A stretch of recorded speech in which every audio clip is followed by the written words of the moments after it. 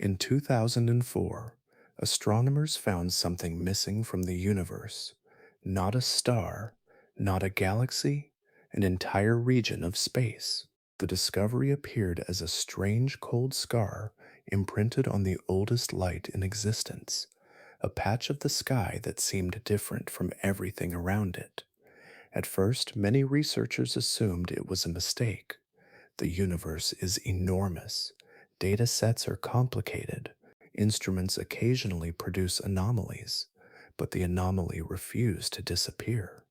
As observations improved, the same unsettling picture kept emerging. Somewhere in the direction of the constellation Eridanus lies a region of space so vast and so empty that it challenges our understanding of how the universe is supposed to work. It is known as the Eridanus Supervoid, and it may be one of the strangest structures ever discovered. This is not a black hole. It is not a cloud of dark matter. It is not some hidden object waiting to be found. It is the opposite, a region spanning nearly a billion light years that appears to contain far less matter than it should. To appreciate the scale, imagine placing our entire Milky Way galaxy inside it, a galaxy 100,000 light years across, containing hundreds of billions of stars. Against the size of the supervoid, it would barely matter, like a single coin dropped into an ocean. What unsettles cosmologists is not simply that the void exists, it is what the void seems to be doing. Light crossing this region appears to lose energy. The oldest light in the universe carries a measurable scar exactly where the void sits, and after decades of study, scientists still disagree on whether the void alone can explain what they are seeing. Some researchers argue it is an extraordinarily rare cosmic accident. Others suggest it may point toward gaps in our standard model of cosmology, and a few have proposed explanations far stranger than the void itself. If space content like this is your thing, we've got plenty more. Subscribe, and you'll have a new documentary waiting for you next time you need one. Now, let's begin. Imagine unfolding the universe across an endless table. From our small place within it, the pattern first appears scattered, almost random. But the longer we look, the more order begins to emerge. Before we can understand the strange emptiness that drew astronomers toward Eridanus, we need to recognize the shape of the greater landscape surrounding it. Only then can you appreciate why one missing region became impossible to ignore. The universe is woven together like an immense three-dimensional web. Long chains of galaxies stretch across hundreds of millions of light years, linking enormous gatherings of galaxies into intersections where gravity has collected matter for billions of years. Between these luminous strands lie immense cavities called voids. These are expected. They are natural products of cosmic evolution. Most span between roughly 30 million and 300 million light years. That is nearly 190 million miles at the smaller end, and about 1,860 million miles at the larger end. They form the broad spaces separating the crowded filaments of the cosmic web. We cannot travel across these distances. Instead, we read them through light. Every beam arriving at Earth carries information about where it has been and how long it has traveled. Among all those ancient messengers, one stands above the rest. The oldest light we can observe filled the universe about 380,000 years after the Big Bang, when the expanding cosmos cooled enough for atoms to form and light finally moved freely through space. Today we call this ancient glow the cosmic microwave background, a faint afterglow preserving the universe as an infant. Its temperature appears remarkably even across the sky, yet tiny differences exist, measured in mere hundred thousandths of a degree. Those minute variations marked places that were ever so slightly denser or thinner than average. Across billions of years, gravity amplified those delicate imbalances into galaxies, clusters, filaments, and the vast voids surrounding them. We are looking at the blueprint from which everything later emerged. Our first detailed map arrived in 2001 when the National Aeronautics and Space Administration launched the Wilkinson Microwave Anisotropy Probe. Its purpose was simple in concept and extraordinary in practice. It surveyed the entire sky, measuring the faint temperature differences across that ancient background with unprecedented precision. One region refused to blend into the rest, but finding a strange mark on the oldest light was only half the challenge. Astronomers still needed to determine whether something in the modern universe occupied the same direction. They relied on redshift, the stretching of light as space expands. The greater the stretching, the farther away a galaxy resides.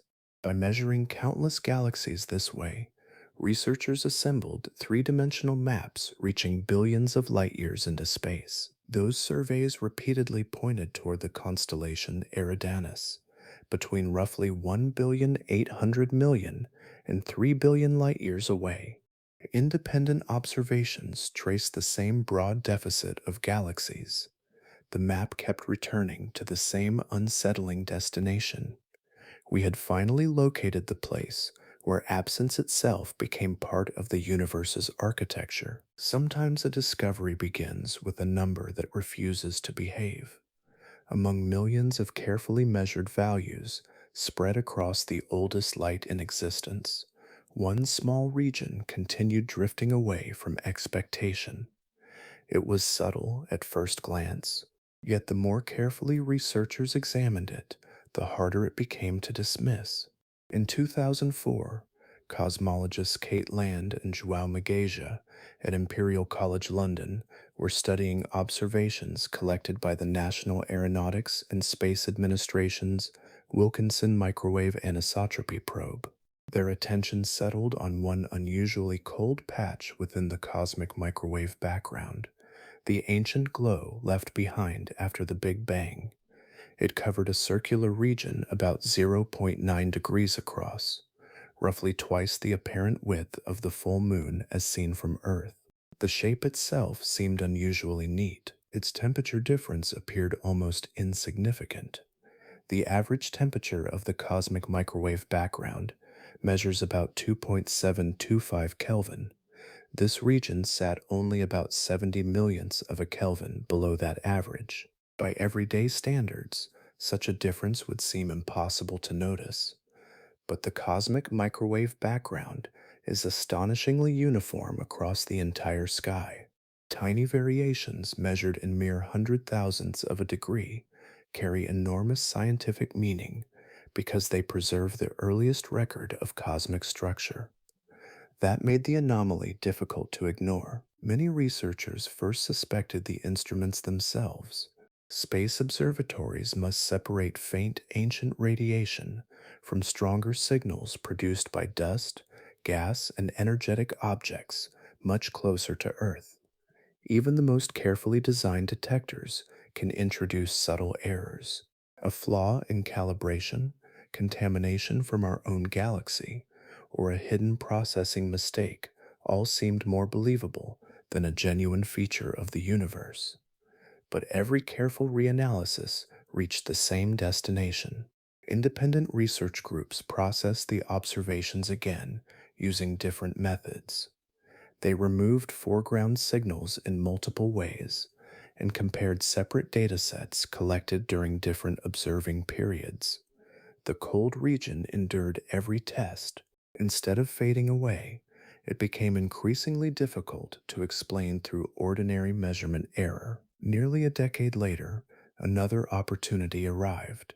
In 2013, the European Space Agency launched results from the Planck Space Observatory, an entirely separate mission equipped with more sensitive instruments and finer resolution than its predecessor. If the anomaly had originated from the earlier spacecraft, this new survey should have erased the mystery. It did the opposite. Planck revealed the same cold region with remarkable consistency. You could no longer blame aging detectors or imperfect software. The feature belonged to the universe itself. Another detail drew increasing attention. Random fluctuations usually create uneven shapes with ragged boundaries. This region instead appeared broadly circular, with smooth edges that hinted at an underlying physical cause rather than statistical chance. Geometry became evidence alongside temperature, but identifying a genuine feature only deepened the mystery. Something between us and the oldest light in existence appeared to have left a remarkably ordered imprint across the sky. Finding the source would transform an unexplained anomaly into an even larger scientific puzzle. Evidence becomes convincing only when separate paths arrive at the same destination. That moment finally arrived after years of uncertainty, when researchers stopped asking whether the strange, cold region existed and began asking whether anything in the nearby universe occupied the same place. You can imagine laying one transparent map across another, searching for patterns that refuse to be coincidence. The decisive study appeared in 2015. Istvan Sapudi and his colleagues at the University of Hawaii Institute for Astronomy combined completely independent observations and published their results in the monthly notices of the Royal Astronomical Society. Their goal was straightforward. They wanted to discover whether the ancient temperature anomaly lined up with a modern shortage of galaxies. To accomplish this, they compared the detailed temperature map produced by the European Space Agency Planck Space Observatory with extensive galaxy catalogs gathered through the Panoramic Survey Telescope and Rapid Response System and the 2-micron all-sky Survey Photometric Redshift Catalog. Cross-correlation simply means comparing two independent maps point by point, looking for meaningful overlap instead of random agreement. The overlap was unmistakable. The cold region occupied the same direction as an enormous, underdense volume containing roughly 20% fewer galaxies than the surrounding cosmic average. Instead of finding the crowded structure expected across such an immense distance, astronomers found a broad deficit extending across approximately 1,800,000,000 light years. At the time, it became the largest known void identified anywhere in the observable universe. But matching locations explained only part of the mystery. Researchers still needed a physical process connecting the ancient light with the modern structure. That process is called the Integrated Sachs Wolfe Effect. The name sounds intimidating, yet the idea is surprisingly elegant. A photon, meaning a tiny packet of light, crosses the expanding universe while passing through regions shaped by gravity. As it enters a vast void, it falls into a shallow gravitational depression and briefly gains energy. During its long crossing, however, space continues expanding. By the time the photon climbs back out, the gravitational landscape has become slightly weaker than before. It surrenders more energy leaving than it gained entering. That tiny loss matters. When billions of those ancient photons reach us, the affected region appears slightly colder than surrounding areas.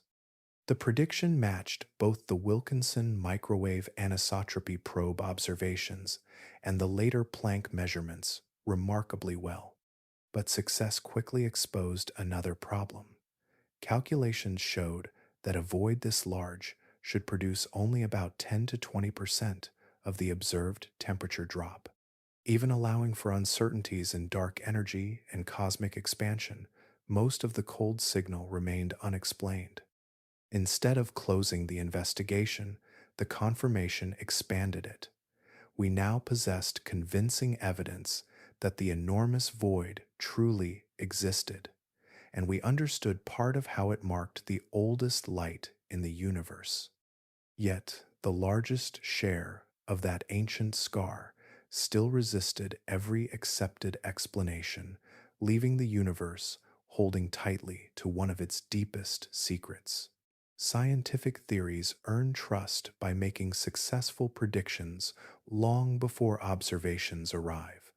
We have relied on one particular framework for decades because it consistently anticipated how the universe should behave across astonishing scales. But every dependable map faces a moment when the landscape begins refusing to match the drawing. That framework is called lambda cold dark matter. In simple terms, it describes a universe shaped by ordinary matter, invisible dark matter, and dark energy, represented mathematically by the Greek letter lambda. Together, these ingredients successfully explain the ancient background radiation, the growth of galaxies, the formation of immense galaxy clusters, the distribution of unseen matter, and the accelerating expansion of the cosmos. Few scientific models have accumulated such an impressive record. Its confidence extends further. Lambda cold dark matter also predicts how empty regions should emerge as matter slowly gathers into larger structures. It estimates how large voids may become, how depleted they should grow, and how frequently truly enormous examples ought to appear across the observable universe. According to those calculations, a structure resembling the Eridanus Supervoid should be exceptionally uncommon. Exactly how uncommon remains surprisingly uncertain. Some statistical studies suggest such a void might occur by chance, roughly once in every 50 comparable universes.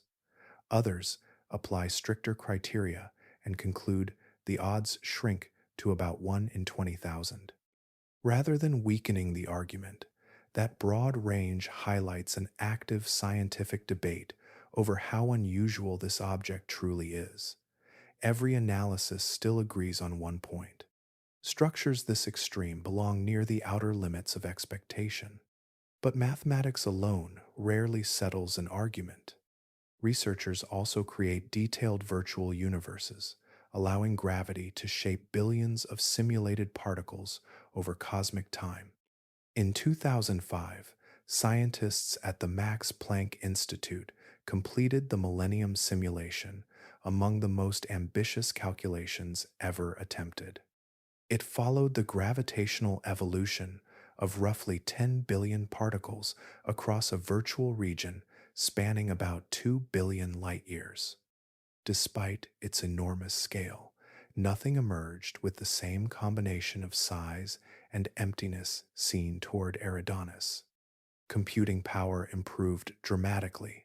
Afterward, more advanced projects incorporated gas physics, star formation, exploding stars, and the influence of growing black holes. One of the most sophisticated efforts, called Illustris, the Next Generation, produced a richer and more realistic universe than its predecessor. Yet, even there, comparable supervoids remained extraordinarily scarce within the accepted framework. That leaves cosmologists in an uncomfortable position. The same model, explaining almost every other large-scale observation, now struggles with one of the largest confirmed structures ever discovered. History shows that major advances often begin this way. A stubborn observation appears. Existing theory stretches to accommodate it. Eventually, either the anomaly fades through better evidence, or the theory itself changes. But the Eridanus supervoid has resisted that familiar pattern.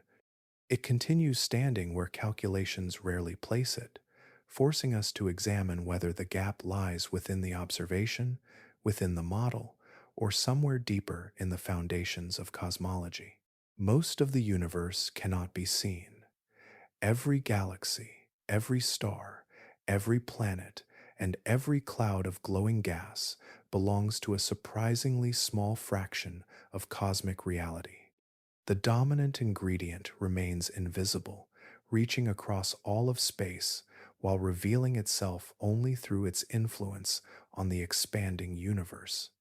We call it dark energy, although the name describes our ignorance more than our understanding.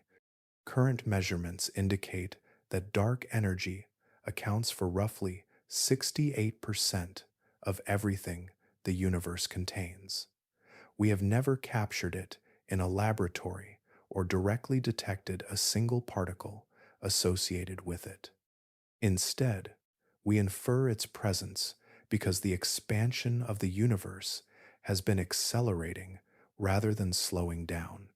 That astonishing conclusion emerged in 1998 when Saul Perlmutter, Brian Schmidt, and Adam Rees independently studied distant exploding stars known as Type 1, a supernovae.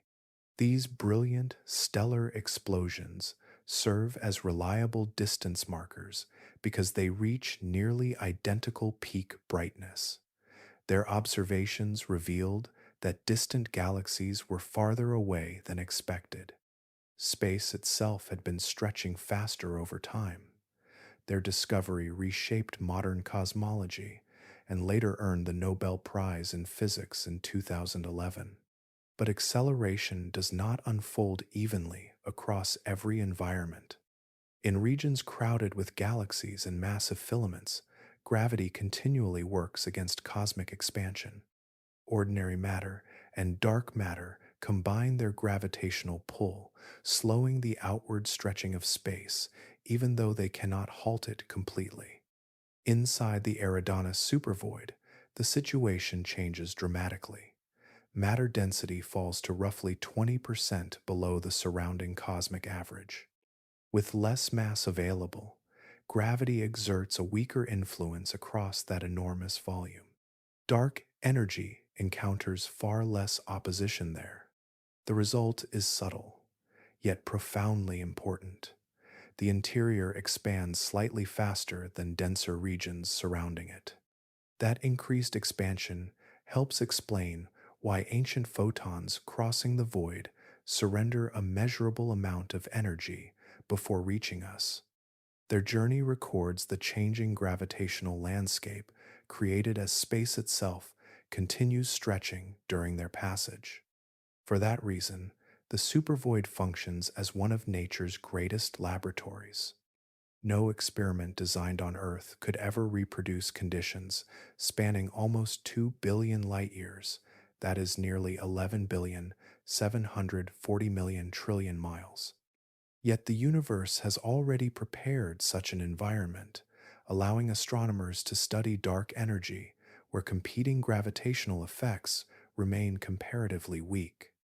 But another possibility continues to attract growing attention. Does dark energy behave exactly the same everywhere, or could its properties shift ever so slightly depending on the surrounding density of matter? Even a tiny variation would challenge one of cosmology's deepest assumptions, the idea that dark energy is a fixed cosmological constant with identical strength throughout the universe. That possibility has motivated the European Space Agency Euclid Space Telescope, launched in 2023. Its mission includes measuring the large-scale structure of the universe with extraordinary precision, placing the Eridanus Supervoid among its most valuable targets. As we study this immense absence, we may discover that the fastest path toward understanding the universe's hidden force leads directly through one of its emptiest places. Nothing inside the Eridanus Supervoid has remained frozen in place. Even across spans that dwarf human imagination, matter continues moving, responding to gravity with patient persistence. When we step back far enough, the void begins to resemble less a destination than an ongoing flow, one that has been unfolding since the universe itself was astonishingly young. In those earliest moments, matter was never distributed perfectly evenly. Tiny differences existed from the beginning. Some regions held ever so slightly more material than average, while neighboring regions held a little less. gravity rewarded those small advantages. Denser regions pulled surrounding matter toward themselves, growing steadily stronger as they accumulated more mass. Less dense regions experienced the opposite fate. This process is called gravitational instability. The name simply describes gravity amplifying tiny differences over immense stretches of time. For about 13,800,000,000 years, this gradual sorting has shaped everything we see. It built galaxy clusters, stretched long filaments across the cosmos, and enlarged the empty spaces between them. The Eridanus Supervoid likely began as one of those slightly underdense regions. Its origin may reach back to the earliest fraction of a second after the Big Bang, when microscopic quantum fluctuations, meaning tiny temporary variations in energy, were expanded by cosmic inflation until they reached astronomical scales. A barely measurable imbalance eventually became one of the largest known structures in existence. But the process did not stop there. Matter near the edges of the void experiences competing influences. A weak gravitational pull comes from the sparse interior. A much stronger attraction arrives from the dense galaxy filaments surrounding the void. Over billions of years, those outer structures steadily win the contest. Gas, dark matter, and entire galaxies gradually migrate toward richer neighborhoods, leaving the interior increasingly depleted. Each loss strengthens the next. As matter drains away, the gravitational influence inside the void becomes weaker still. With less gravity remaining to hold material nearby, even more matter escapes toward surrounding filaments. The emptiness effectively reinforces itself, allowing the deficit to deepen across cosmic time. But another force joins this slow migration. As dark energy accelerates the expansion of space, the interior stretches more rapidly than matter can drift back inward. The boundaries continue widening, while the surrounding filaments draw material outward. Two separate processes cooperate, each making the void progressively larger and more diffuse.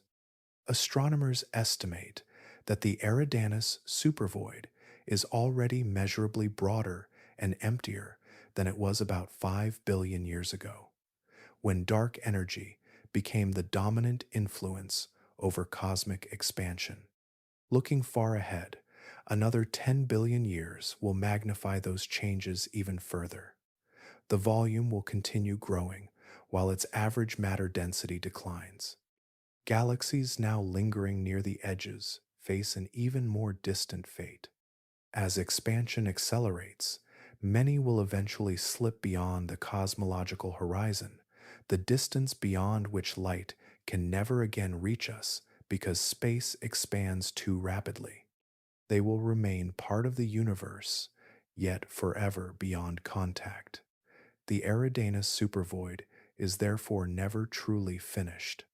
We are watching an absence that continues deepening with every passing age.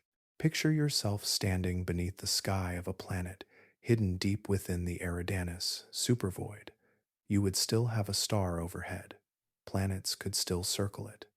Seasons might still pass, and life could still wonder about the universe.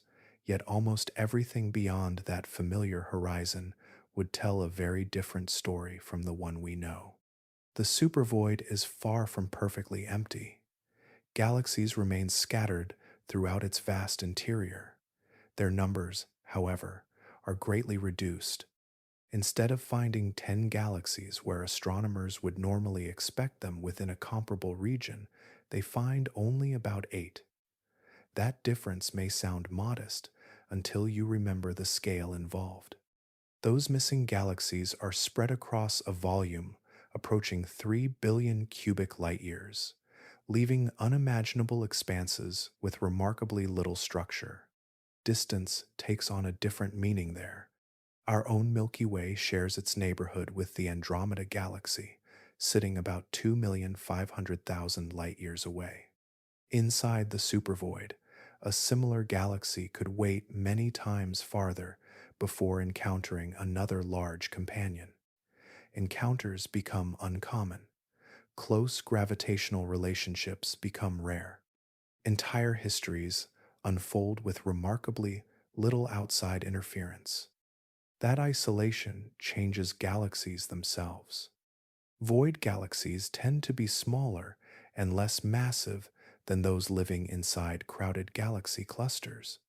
Their blue color reveals younger, hotter stars still shining brightly. They also experience far fewer galaxy mergers, those dramatic collisions that funnel fresh gas inward and ignite spectacular bursts of star formation. Without frequent encounters, they evolve along calmer paths, shaped mostly by their own internal processes, rather than repeated gravitational disturbances from neighboring systems. But the greatest difference appears when you lift your eyes. From a world buried deep inside the supervoid, the night sky would still sparkle with nearby stars belonging to your own galaxy. Beyond them, however, the wider universe would appear strangely diminished. In the direction of greatest emptiness, hundreds of millions of light years could stretch outward without revealing a single massive galaxy cluster. The familiar richness of the cosmic web would seem absent, replaced by immense regions where almost nothing interrupts the darkness. Your universe would appear much smaller than it truly is.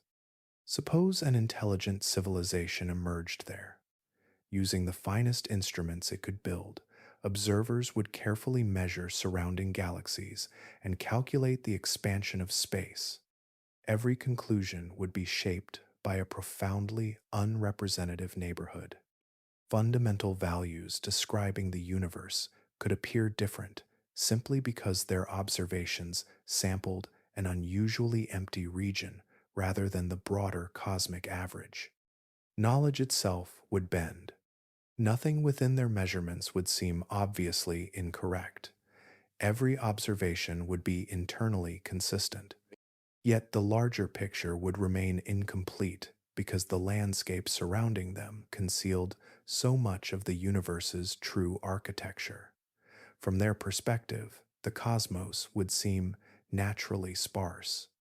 They would never suspect that elsewhere, enormous filaments and crowded galaxy clusters threaded through space beyond their reach. Only from far beyond the supervoid does its true form emerge, revealing an immense absence whose outline has already been written across the oldest light in existence. Some ideas arrive so far beyond familiar experience that they almost feel like mythology.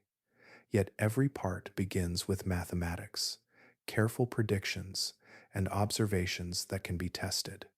As we continue tracing the strange imprint left across the oldest light in existence, one proposal reaches beyond the boundaries of standard cosmology itself. The idea is called eternal inflation. Inflation refers to the astonishing burst of expansion that occurred during the universe's earliest fraction of a second, stretching space faster than light could travel through it. Eternal inflation proposes that this expansion never completely ended. Instead, it continues across a far larger reality, while isolated regions stop inflating and become individual universes. Each newly formed bubble can develop its own particles, physical constants, and cosmic history. Our universe would then be only one bubble. Like bubbles growing inside a vast foam, neighboring universes could occasionally touch. If two expanding bubbles collided during their earliest moments, the encounter would disturb the distribution of matter and energy before either universe had fully matured. That disturbance would survive as a permanent mark carried forward through cosmic history until it appeared in the ancient background light we observe today. The predicted shape matters. Because the collision occurs between two roughly spherical bubbles, the contact region forms a disk. Projected across our sky, that geometry appears as a circle.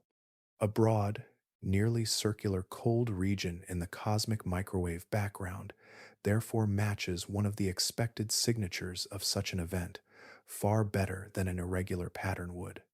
But remarkable claims require remarkable predictions.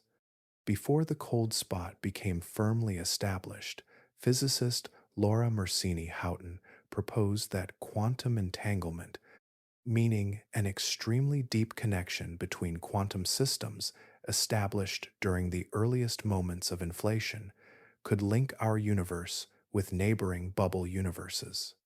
Her calculations suggested this interaction should leave a cold, circular feature at a particular angular scale within the cosmic microwave background. When repeated observations confirmed the cold spot, the resemblance attracted considerable attention. Her work reached further.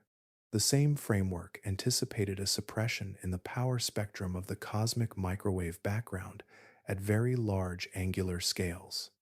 The power spectrum is simply a mathematical description showing how temperature variations are distributed across different sizes in the sky.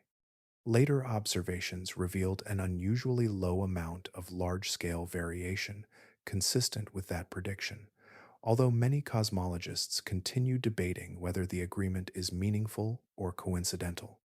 But the proposal remains incomplete without another decisive test. If a primordial bubble collision truly occurred, it should also leave a distinctive polarization pattern around the cold spot. Polarization describes the preferred orientation of light waves after their long journey through space. Future observatories, including the Simons Observatory and the Cosmic Microwave Background Stage 4 experiment, are designed with enough sensitivity to search for that delicate signature. If such evidence eventually appears, the implication would be extraordinary. The supervoid would no longer represent only an unusual structure within our universe. It could instead mark the surviving trace of an encounter that began before our own cosmic history fully unfolded, preserving evidence that reality extends far beyond the universe we have always called home, long before stars, galaxies, or even atoms existed. The universe transformed through a sequence of profound changes. Each transformation reshaped the behavior of nature itself. We often compare these moments to water freezing into ice because a simple image helps reveal an extraordinary process. As liquid water cools, separate crystals form and tiny imperfections appear where they meet. The early universe may have experienced something surprisingly similar. As temperatures fell, the fundamental forces separated from one another through events called phase transitions, meaning changes in the underlying state of reality. The new arrangement may not have formed perfectly everywhere at once. Small imperfections could have become locked into the fabric of space itself, surviving long after the transition had finished. Physicists call these imperfections topological defects. Several kinds have been proposed. Cosmic strings are one-dimensional defects resembling unimaginably thin filaments stretching across enormous distances. Domain walls are two-dimensional boundaries separating different regions of space. Cosmic textures are three-dimensional knots, formed when a quantum field twists around itself into an unstable configuration. A quantum field is an invisible entity spread throughout space, whose vibrations give rise to the particles and forces we observe. But a cosmic texture is unlike any familiar object. It is neither matter nor empty space. It is a temporary distortion in the structure of a field itself. Because this twisted arrangement cannot remain stable forever, the texture eventually collapses. During that collapse, gravity briefly pulls surrounding matter inward. As the configuration unwinds and disappears, the disturbed matter rebounds outward. That changing gravitational environment slightly alters the energy carried by ancient photons passing through the region, leaving behind a colder circular imprint within the cosmic microwave background. In 2007, Neil Turok and collaborators proposed that a collapsing cosmic texture could explain the cold spot. Their calculations placed the event at a redshift of roughly 6, corresponding to a time when the universe was approximately 1 billion years old. The predicted geometry closely resembles observations because a collapsing texture naturally creates a broad, nearly circular temperature pattern. But another important detail separates this idea from the supervoid explanation. A collapsing texture produces a different temperature profile across the cold spot than the integrated Sachs Wolfe effect generated by an enormous underdense region. A temperature profile simply describes how the coldness changes from the center outward toward the edge. Increasingly precise measurements of the cosmic microwave background may eventually distinguish between these competing patterns. For now, the texture hypothesis remains viable. It has not replaced the supervoid explanation, nor has it been eliminated.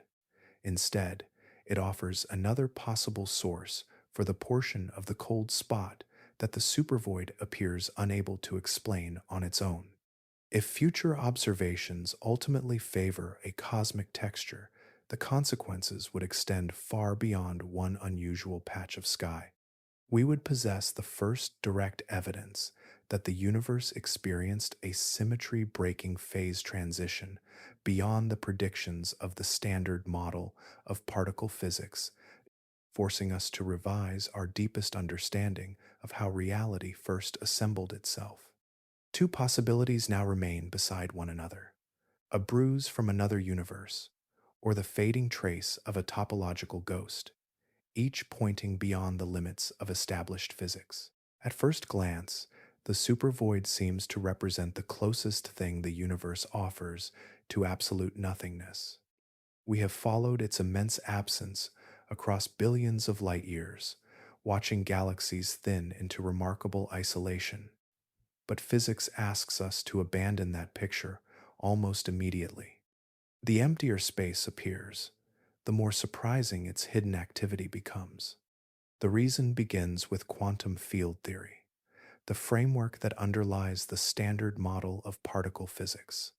Rather than treating particles as tiny objects moving through empty space, this theory describes every fundamental particle as a ripple in an invisible quantum field that fills the entire universe. These fields exist everywhere. They do not disappear when matter disappears. That changes everything. Even a perfect vacuum, containing no atoms, no dust, and no radiation, is still permeated by quantum fields. Those fields never remain completely still. Instead, they fluctuate continuously, producing fleeting disturbances that cannot be eliminated. Space itself possesses restless behavior. These fluctuations briefly create pairs of virtual particles and their matching antiparticles. They emerge together, exist for an extraordinarily brief interval, permitted by Heisenberg's uncertainty principle, then vanish by annihilating one another. Although no instrument can observe these particles directly before they disappear, their collective influence can be measured with remarkable precision. One famous demonstration is the Casimir effect. When two perfectly conducting metal plates are placed only a few nanometers apart inside a vacuum, they experience a measurable attractive force. A nanometer is 1/1000th of a meter. The attraction arises because quantum fluctuations are slightly restricted between the plates compared with the surrounding space. This prediction has been repeatedly confirmed and now plays an important role in the engineering of extremely small devices. Another triumph appears in the Lamb shift. Hydrogen atoms possess energy levels that should occupy exact positions according to simpler calculations. Yet, careful measurements reveal tiny differences caused by interactions between the electron and fluctuations of the quantum vacuum. The agreement between prediction and experiment ranks among the most accurate achievements in all of modern physics. But one staggering contradiction remains unresolved. Quantum field theory predicts that the vacuum should contain an enormous amount of energy. When physicists compare that prediction with the dark energy density actually inferred from observations of the expanding universe, the two values disagree by roughly 1, followed by 120 zeros. This enormous mismatch is known as the vacuum catastrophe, and it stands as the greatest known disagreement between theoretical prediction and experimental measurement. Inside the supervoid, ordinary matter becomes unusually scarce, yet the quantum fields remain completely present. Every cubic centimeter contains fluctuating fields, virtual particle pairs, and vacuum energy despite the striking lack of galaxies. Because gravity contributes less within this immense, underdense region, vacuum energy becomes proportionally more significant than in many richer environments, offering one of nature's finest laboratories for confronting this profound mystery. We therefore arrive at an extraordinary realization. The void is never truly empty. Absolute nothing has no place in our universe. Beneath its immense cosmic barrenness, invisible quantum activity continues without pause, while the largest scales still reveal the coldest and least structured region we have ever discovered. That contrast remains one of the deepest puzzles in modern physics. Sometimes the most unsettling possibility begins with our own address. After tracing one immense cosmic void across the distant universe, we are forced to ask whether our location is equally unusual. The answer remains uncertain, yet the evidence has become difficult to ignore. In 2013, astronomers Ryan Keenan, Amy Barger, and Lennox Cowie published a study examining the distribution of galaxies within roughly 1 billion light years of Earth. They found that our surrounding cosmic neighborhood appears to contain about 20% less matter than the universe averages on similar scales. That deficit closely resembles the one measured for the Eridanus Supervoid, although the two structures are entirely separate. Their proposed structure became known as the KBC void, named after the initials of the three researchers. If this enormous underdense region truly surrounds us, then our home lies inside a cosmic environment that is less crowded than average. We would not be observing the universe from an ordinary location. We would be viewing it from inside a region where gravity is slightly weaker and cosmic expansion proceeds a little faster. That possibility reaches far beyond geography. One of the greatest puzzles in modern cosmology concerns the Hubble constant, the value describing how rapidly the universe expands. Measurements based on nearby galaxies, exploding stars called supernovas, and pulsating stars known as Cepheid. Variable stars consistently produce a value near 73 kilometers per second for every megaparsec, which is about 45 miles per second for every 3.3 million light years. Measurements inferred from the cosmic microwave background instead produce a value close to 67 kilometers per second for every megaparsec, which is about 42 miles per second for every 3.3 million light years. But those numbers refuse to agree. This disagreement, often called the Hubble tension, has persisted through years of increasingly precise observations. In 2017, Brent Hoscheit and Amy Barger examined whether the density profile proposed for the KBC void could explain part of that mismatch.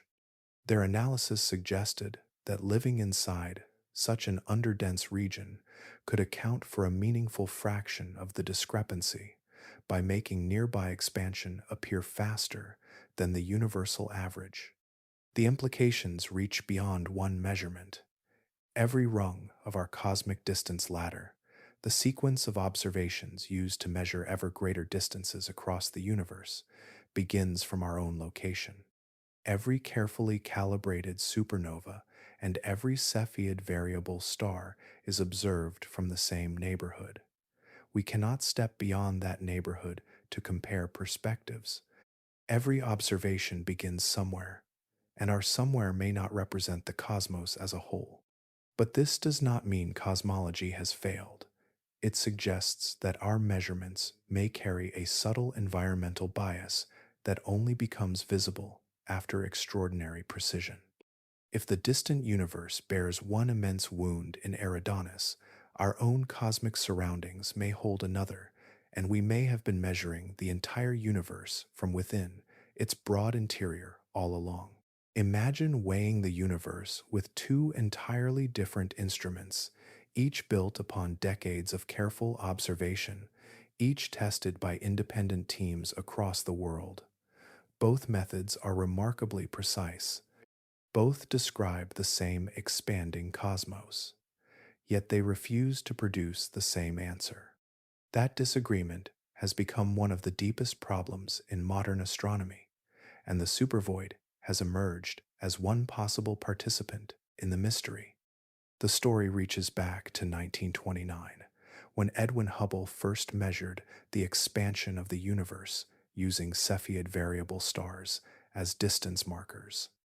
His original estimate was almost 7 times too large, giving roughly 500 kilometers per second for every megaparsec, which is about 311 miles per second for every 3.3 million light years. Better telescopes, improved calibration, and decades of refinement gradually corrected that value until modern measurements settled near 70. But precision revealed a new problem. Today, two completely independent techniques measure the expansion rate with uncertainties of only a few percent. Instead of converging, they differ by about 9%. Years of repeated analysis have failed to uncover an error large enough to erase the gap. The first approach is known as the distance ladder. We begin with stellar parallax, the apparent shift of nearby stars caused by Earth's orbit around the Sunday. That geometric method calibrates Cepheid variable stars whose brightness reveals their true distance. Those stars then calibrate type 1, a supernova's stellar explosions bright enough to measure galaxies across immense distances. Following this chain produces an expansion rate near 73 kilometers per second for every megaparsec, which is about 45 miles per second for every 3.3 million light years. The second approach travels in the opposite direction through time. Instead of measuring nearby objects, astronomers analyze the ancient cosmic microwave background and apply the standard cosmological model to calculate the expansion rate that should exist today. That calculation consistently produces about 67 kilometers per second for every megaparsec, which is about 42 miles per second for every 3.3 million light years. But neither side has surrendered. Independent groups have re-examined the observations repeatedly, often hoping to uncover mistakes made by competing teams.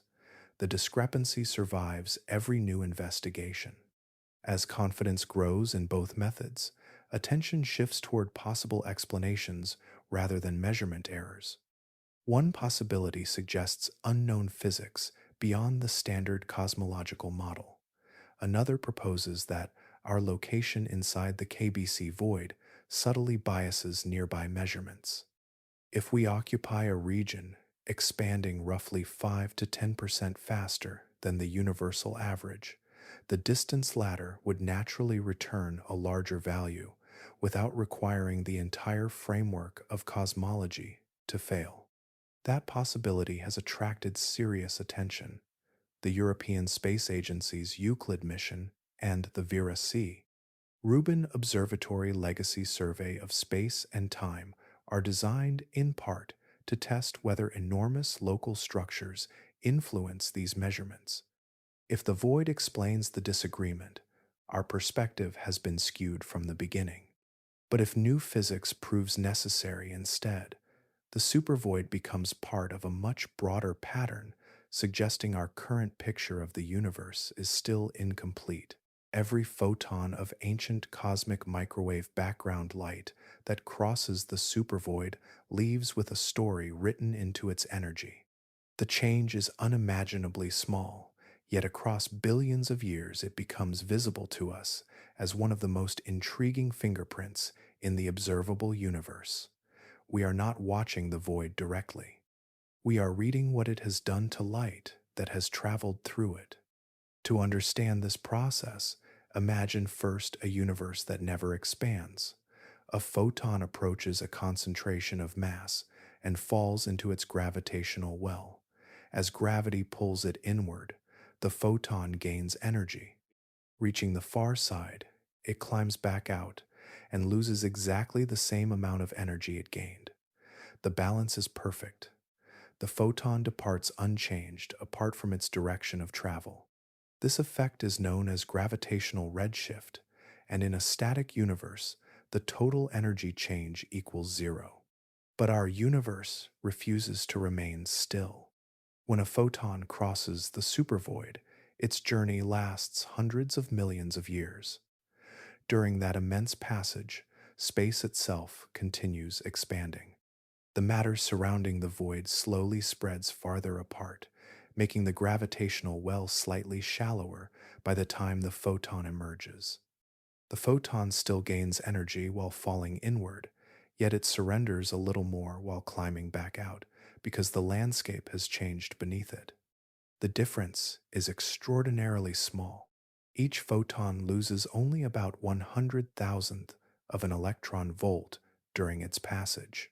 That amount is almost impossible to imagine, yet billions upon billions of cosmic microwave background photons experience the same subtle effect.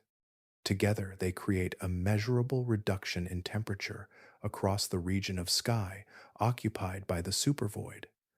What we observe as a cold patch is therefore the accumulated record of countless tiny energy losses. This phenomenon is called the Integrated Sachs Wolfe Effect. The name describes a process in which light gathers the influence of changing gravitational landscapes throughout its entire journey. In plain language, it means that ancient light remembers how the universe expanded while it was traveling. But there is another remarkable consequence.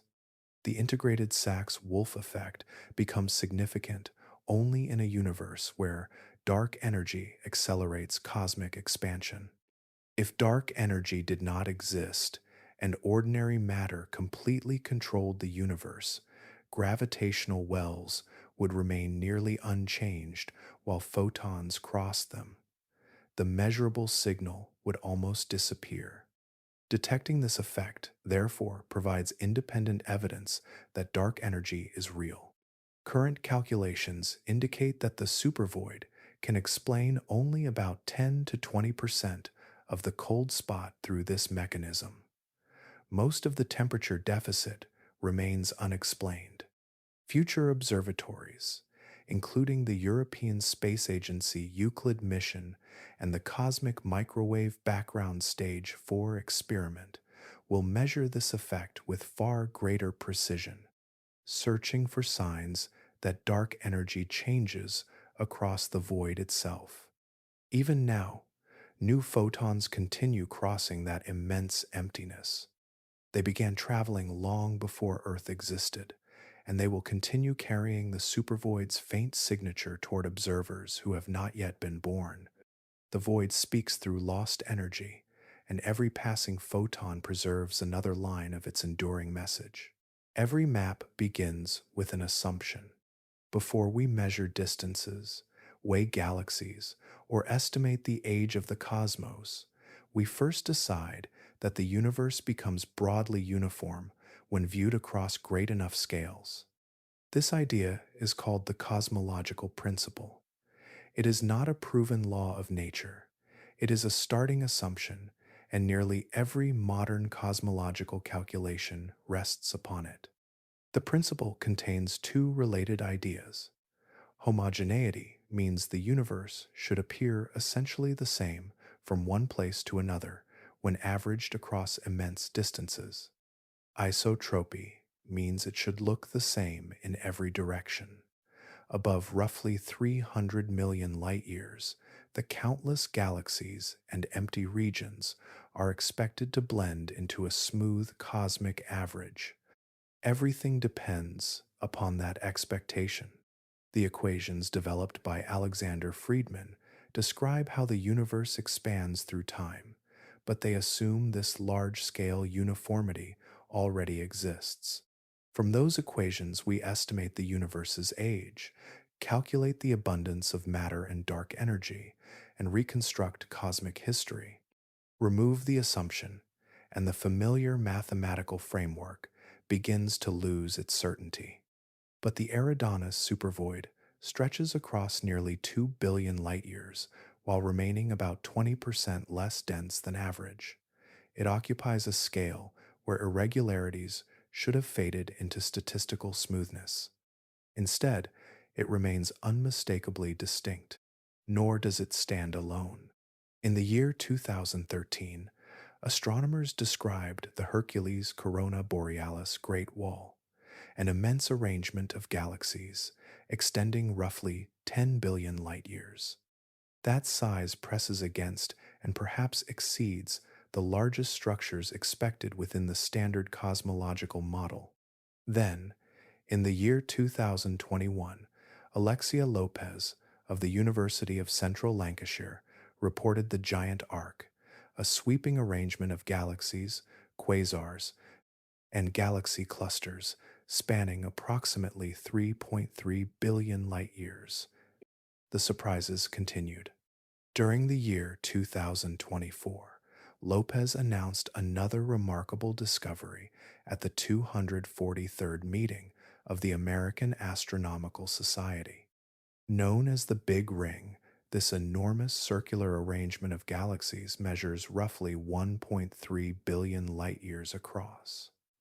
Existing theory offers no widely accepted explanation for why such a structure should exist. Each discovery might still represent an extraordinary statistical fluctuation. That possibility remains open, but every additional example makes coincidence a less comfortable answer. Separate anomalies begin resembling a population, and populations deserve explanation rather than dismissal. The deeper question, therefore, becomes unavoidable. How many structures beyond the expected limit must we discover before the cosmological principle itself requires revision? No accepted threshold exists today, and many cosmologists continue to regard the current evidence as insufficient, yet every new survey enlarges the conversation. We have gradually reached a place where the supervoid appears less like an isolated curiosity and more like the clearest member of an expanding family of unexpectedly large cosmic structures. If that family truly reflects how the universe is organized, then assumptions made for generations may require careful rebuilding, including our estimates of cosmic age, the expansion rate, and even the role of dark energy itself. Long after visible light revealed an unusual emptiness across Eridanus, another window opened onto the same region. Radio waves crossed the void with remarkable consistency, carrying evidence that ordinary telescopes could never provide. We began listening instead of simply looking. The story changed again. Some galaxies announced themselves across extraordinary distances through powerful radio emission. At their centers lie supermassive black holes, feeding on surrounding matter. As material spirals inward, magnetic fields launch narrow jets of plasma, moving close to the speed of light. Those charged particles produce synchrotron radiation, a form of radio emission created when electrons curve through magnetic fields. These brilliant radio galaxies become dependable signposts for tracing the largest structures in the universe. One survey proved especially valuable. The National Radio Astronomy Observatory Very Large Array Sky Survey mapped roughly 82% of the sky with remarkable sensitivity. When astronomers counted radio sources within the Eridanus region, they found a statistically significant shortage compared with neighboring directions. The missing radio galaxies reinforced what optical observations had already suggested. This vast region truly contained less matter than expected. But the radio maps offered something even more powerful. Researchers compared the positions of those radio galaxies with the tiny temperature variations recorded across the cosmic microwave background by the Planck spacecraft. This approach, known as cross-correlation, searches for relationships between completely different observations. If colder regions in the ancient background light consistently align with underdense regions traced by radio galaxies, the connection becomes far more convincing. The resulting match strengthened evidence that the integrated Sachs Wolfe effect was genuinely associated with the supervoid rather than arising from chance. Another radio signal promises an even richer picture. Neutral hydrogen naturally emits radiation at a frequency of 1,420 MHz, corresponding to a wavelength of 21 centimeters. Because hydrogen remains the most abundant ordinary element in the universe, this emission allows astronomers to map gas directly rather than relying only upon galaxies. We would finally trace the hidden framework filling the enormous spaces between visible islands of stars. Present technology still falls short. At the supervoid's immense distance, the 21-centimeter signal becomes extremely faint and difficult to separate from competing foreground emission. Existing radio observatories cannot yet reconstruct its full internal structure with sufficient detail, but the square-kilometer array promises a remarkable leap forward. When completed during the later years of this decade, it should possess enough sensitivity to detect hydrogen reservoirs surrounding individual galaxies billions of light years away.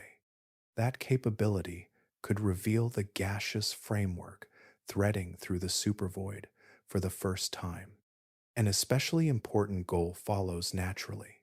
By comparing the distribution of ordinary matter mapped through hydrogen with dark matter inferred from gravitational lensing, astronomers can determine whether both forms of matter drained away in equal proportions or followed different paths through cosmic history.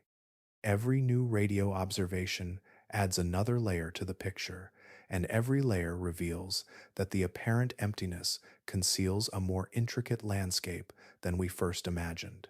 Long before galaxies, stars, or even atoms existed, the universe experienced an astonishing burst of expansion that shaped everything we see today. To understand why the supervoid remains so difficult to explain, we have to return to that brief opening chapter, because inflation was supposed to smooth away precisely this kind of extreme irregularity. Cosmic inflation was first proposed by Alan Guth during the year 1980 and later refined by Andrei Linde and Alexei Starobinsky. According to this idea, the newborn universe expanded exponentially during roughly the first 10 to the negative 32 seconds after the Big Bang. During that unimaginably brief interval, space grew by a factor of at least 10 to the power of 26. Distances that had once been smaller than atomic scales became large enough to shape the entire observable universe. That extraordinary growth solved several long-standing puzzles at once. It explained why space appears remarkably flat instead of strongly curved.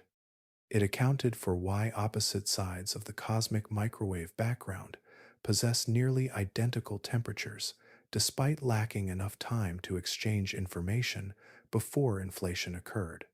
It also resolved the missing magnetic monopole problem by diluting any relic particles to vanishing rarity across an enormous volume. But inflation did something even more profound. Tiny quantum fluctuations within a field called the inflaton, the hypothetical field thought to drive inflation, became stretched from microscopic scales to cosmic dimensions. Those minute differences in density survived the expansion and later guided matter into the galaxies, clusters, and filaments that gradually emerged over billions of years.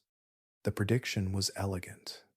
Inflation should produce what cosmologists call a nearly scale invariant spectrum of fluctuations.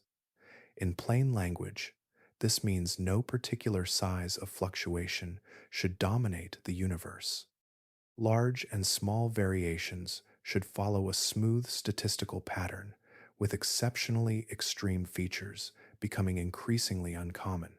Observations of the cosmic microwave background confirm this prediction with remarkable precision across almost the entire sky.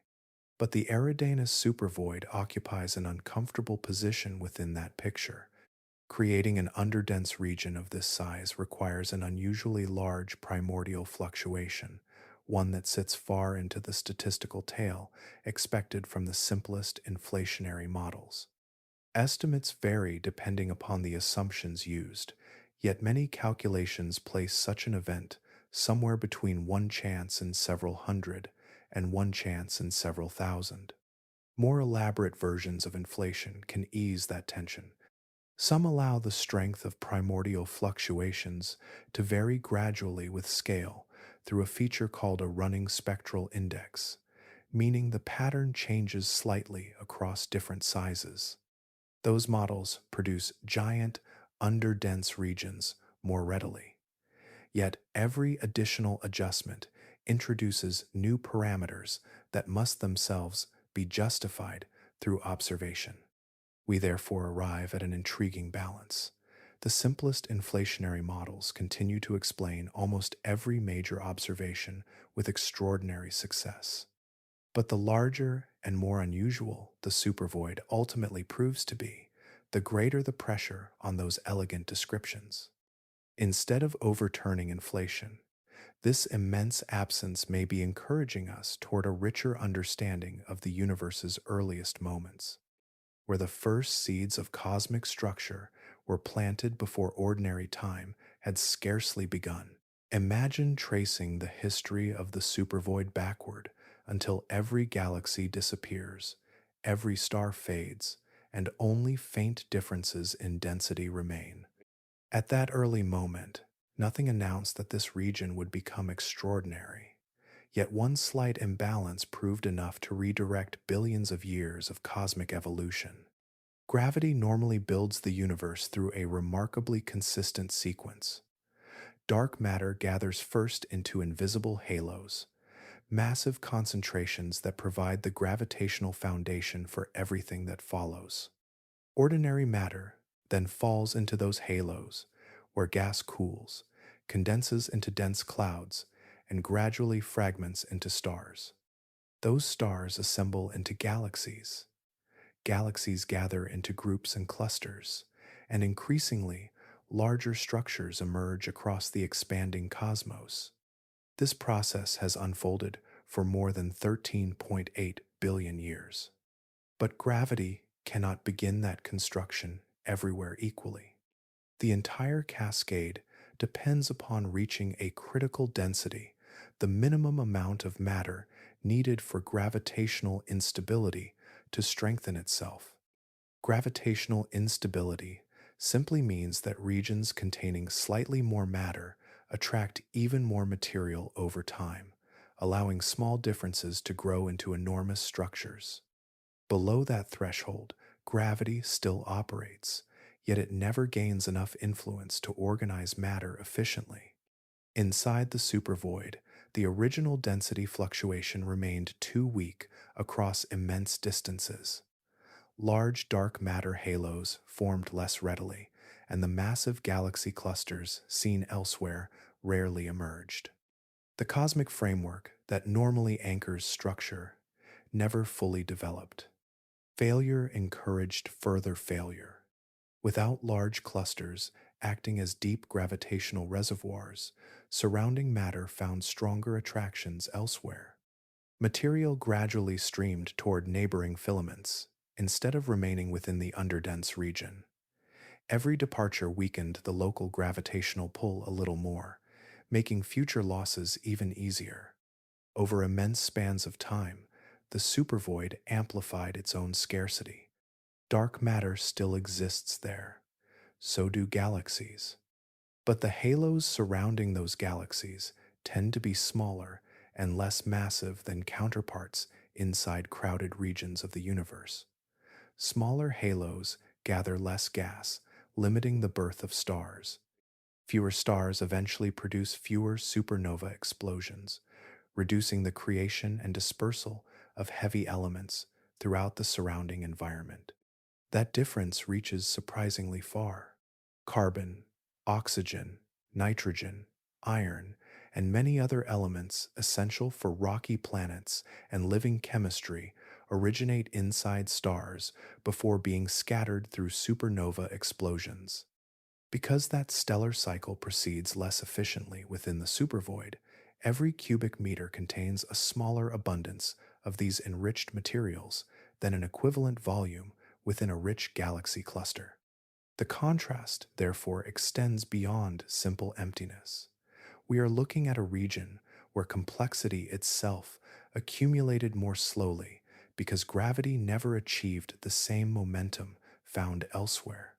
The immense absence surrounding these scattered galaxies began with an almost imperceptible shortage during the universe's earliest fraction of a second, and ordinary physics steadily transformed that tiny imbalance into a cosmic structure spanning nearly 2 billion light years.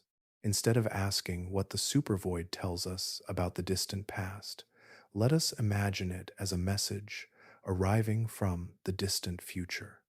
Across its immense interior, we are already seeing conditions that resemble the direction in which the entire cosmos is slowly moving.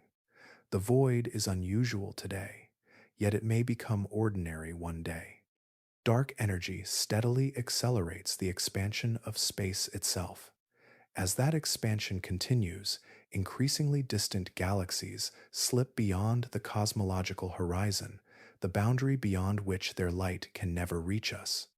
Some galaxies are already receding faster than light because space between us is stretching, a process fully consistent with the theory of relativity, since nothing is outrunning light through space itself. But the consequences unfold gradually. Every passing age removes more galaxies from view. Their light becomes stretched into ever longer wavelengths until it fades beyond detectability. The observable universe grows larger in physical size while containing fewer visible objects. Expansion creates a strange kind of loneliness. Calculations suggest that in roughly 150 billion years, nearly every galaxy beyond our own local group will have crossed that cosmological horizon. By then, our neighboring galaxies will have merged into one enormous system. Future astronomers may look outward and find only that single galaxy surrounded by darkness, with almost no evidence that countless other galaxies once filled the cosmos. The supervoid already resembles that experience. Its sparse collection of galaxies lives at unusually great separations, making the region feel far older than the present age of the universe. Spatially, it offers a glimpse of a future epoch. You are looking across distance, yet also across destiny. The longer timeline extends beyond galaxies themselves. Stars gradually exhaust the nuclear fuel, sustaining their brilliance over roughly 100 trillion years. White dwarfs, the cooling remnants of ordinary stars, continue fading for around 1 followed by 37 zeros years. Even black holes eventually disappear through Hawking radiation, an extremely slow process in which quantum effects allow them to lose energy over approximately 1 followed by 100 zeros years. What remains approaches maximum entropy, meaning energy becomes so evenly spread that no useful work can be extracted. But the supervoid advances toward that condition earlier than denser regions. Its limited matter content produces fewer stars, fewer interactions, and fewer opportunities for fresh structure to emerge. Isolation arrives sooner. Cosmic activity declines sooner. The emptiness deepens, while the surrounding universe still retains greater richness. Heat death is remarkably gentle. There is no final explosion, no dramatic collapse, and no universal farewell. Structure simply becomes rarer as expansion keeps widening every separation. In that sense, the supervoid stands as one of the most revealing places we can observe, showing where the long journey of the cosmos appears to lead. It is less a wound than a destination, viewed from the brief era in which you and we happen to exist. Perhaps the deepest consequence of the supervoid has nothing to do with galaxies alone. It reaches into one of the oldest questions we ask when we look upward. If the universe is so vast and so old, where is everyone? The puzzle is known as the Fermi paradox, and the emptiest regions of the cosmos may offer part of the answer. Life, at least in the form we understand, depends upon a long chain of fortunate events. Heavy elements must first be forged inside generations of stars. Those elements gather into planets. Stable stars then shine for billions of years, while chemistry slowly grows more complex. Along the way, worlds must avoid catastrophic disruptions from nearby gamma ray bursts or frequent supernova explosions. Every link matters, but the supervoid weakens several of those links.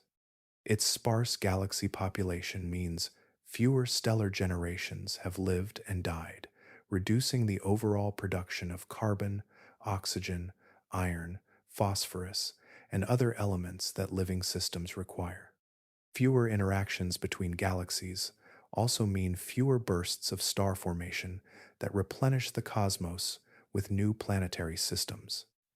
Isolation leaves each galaxy to evolve with relatively little outside influence. The result is subtle. Physics still works, chemistry still works, stars still ignite, and planets can still form.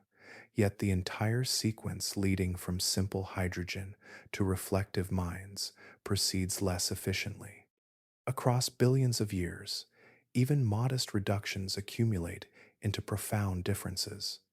Studies of the cosmic web suggest that voids together occupy roughly 80% of the universe's volume, although most are much smaller than the Eridanus Supervoid. That means much of cosmic space may spend its history in environments where the ingredients for complex life are comparatively scarce. The universe may therefore contain enormous regions where biology is statistically disadvantaged long before evolution has any opportunity to begin. But this possibility also reshapes another famous idea. The Great Filter is often imagined as a biological obstacle or a technological catastrophe that civilizations fail to survive. Perhaps part of that filter is structural instead. Large regions of the universe may simply lack the density needed to sustain the long cascade from stars to chemistry, from chemistry to ecosystems, and from ecosystems to intelligence. Imagine a civilization emerging inside such a void. Its astronomers would chart a thinner universe with fewer neighboring galaxies, fewer nearby stellar populations, and fewer opportunities for exchanging matter across cosmic distances. Their calculations might predict that intelligent life is exceedingly uncommon. From where they stand, that conclusion would seem entirely reasonable. We occupy a different setting. Our galaxy lies within the richer filaments of the cosmic web, where matter collected more effectively and stellar generations repeatedly enriched their surroundings. Fortune may be an imperfect word, yet circumstance undeniably shaped our origins. The supervoid offers no hostility toward life. It simply withholds opportunity. Across cosmic time, indifference proves remarkably effective, allowing possibility to fade without ever needing to oppose it. We happen to live during an unusually fortunate scientific moment. For almost 2 decades, the supervoid has gathered mysteries faster than clear answers. Now, a new generation of observatories is arriving, each built to examine a different layer of the same cosmic puzzle. Together, they promise the sharpest look we have ever had. The European Space Agency launched the Euclid Space Telescope in July of 2023 with one central goal: mapping the dark universe.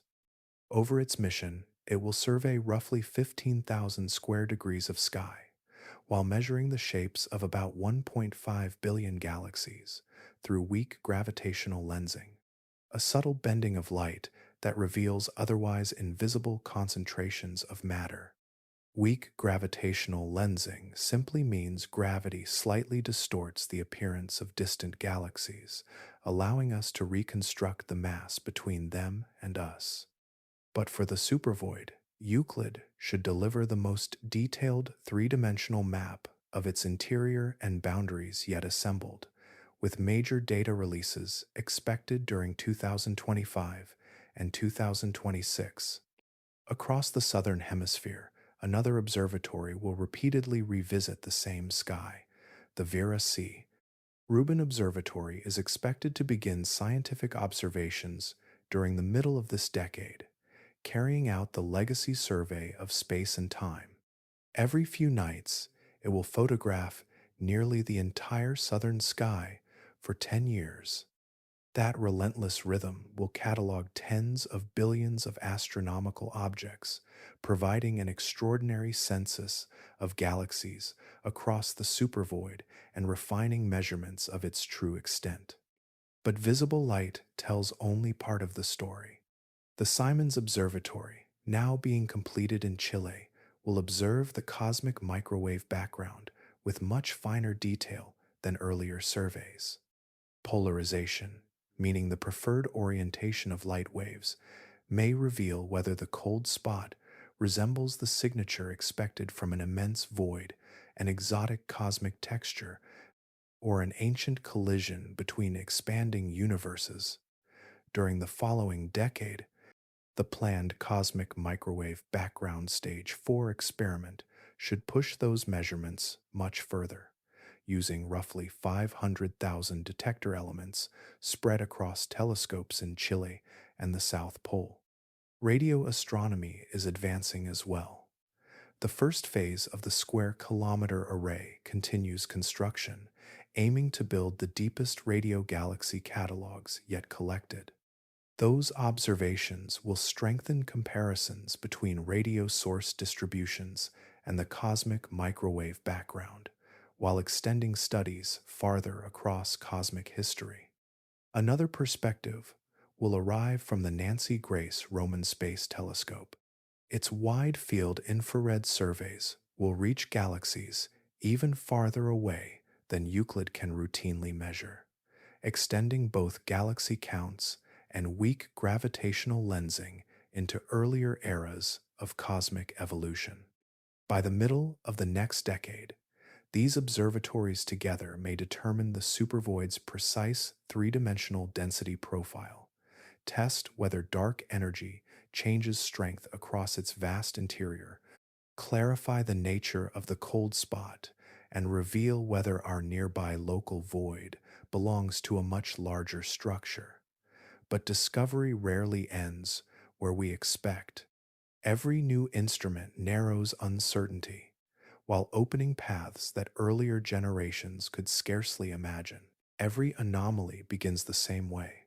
Someone notices that reality refuses to match expectation, then faces the difficult task of persuading everyone else that the discrepancy belongs to the universe rather than the instrument.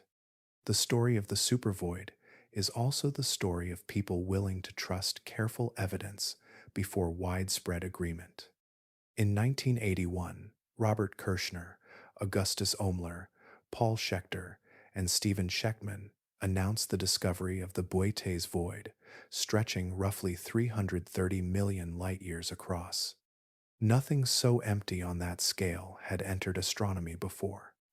Kirshner later admitted the result gave him what he called the heebie-jeebies, because the absence of galaxies seemed almost harder to accept than their presence.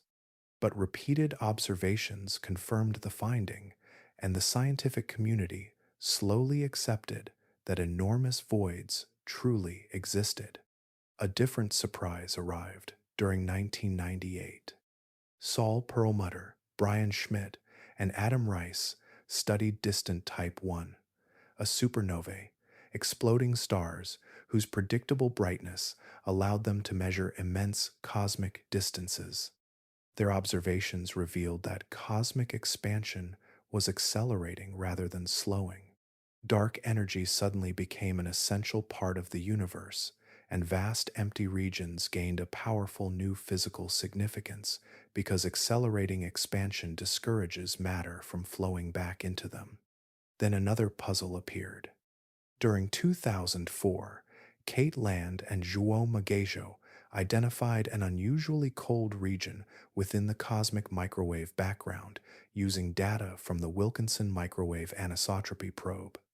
Many researchers initially suspected an instrumental artifact or statistical coincidence, but independent analyses reached the same conclusion, and the cold spot gradually became one of cosmology's enduring anomalies. The chain continued in 2013 when Ryan Keenan, Amy Barger, and Lennox Cowie published evidence suggesting that our own cosmic neighborhood might occupy an extended underdense region now known as the Keenan, Barger, and Cowie void. The proposal attracted modest attention at first, but as disagreement over the expansion rate of the universe became increasingly difficult to explain, interest in their work steadily grew. Only 2 years later, Istvan Sapudi connected the Eridanus Supervoid with the cold spot, proposing that the enormous underdensity and the microwave anomaly were physically related. The idea spread rapidly across international headlines, but competing teams argued the void alone could not fully account for the observed temperature depression. The discussion has remained active ever since, growing richer rather than simpler. Fresh challenges arrived again. In 2021, doctoral researcher Alexia Lopez at the University of Central Lancashire reported the Giant Arc, an immense arrangement of galaxies extending about 3.3 billion light-years. Then, in 2024, she announced another astonishing structure, the Big Ring. Both discoveries intensified questions about how large cosmic structures should be allowed to become. What connects every one of these researchers is remarkable persistence. Each encountered evidence that contradicted familiar expectations, submitted it for criticism, accepted repeated scrutiny, and allowed independent observers to test every claim. But the supervoid never demanded belief. It simply waited until someone looked carefully enough to recognize that an absence could become one of the universe's most revealing discoveries. Imagine removing every star, every galaxy, every drifting cloud of gas, and every grain of dust from an immense region of the universe. Our instincts suggest that nothing meaningful should remain. But modern physics reaches a very different conclusion. The deeper we investigate emptiness, the more substantial it becomes. Classical physics treated empty space as an unchanging backdrop. In Isaac Newton's picture, space existed as an absolute stage where matter moved and forces acted. Whether the stage contained countless stars or absolutely nothing made little difference to the stage itself. It simply endured, unaffected by whatever occupied it. But that comforting simplicity eventually gave way to a far richer view. Albert Einstein transformed that picture through general relativity. Space and time became a single dynamic fabric whose shape responds to mass and energy.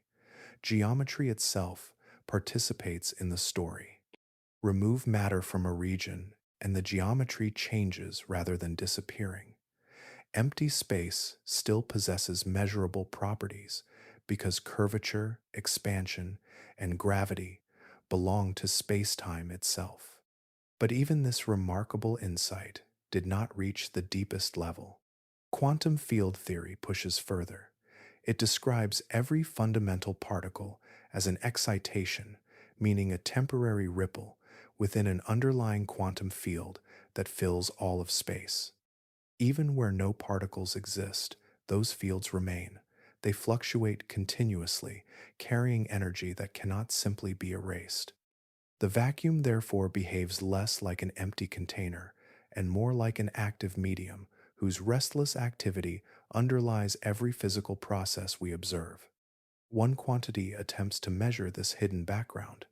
Einstein's cosmological constant, represented as the energy density of empty space, has an observed value of roughly 6 multiplied by 10 raised to the negative 10th power joules per cubic meter.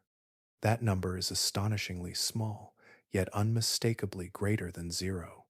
But quantum field theory predicts a vacuum energy somewhere between 10 raised to the 60th power and 10 raised to the 120th power times larger, depending upon where theorists place the mathematical limit of the calculation.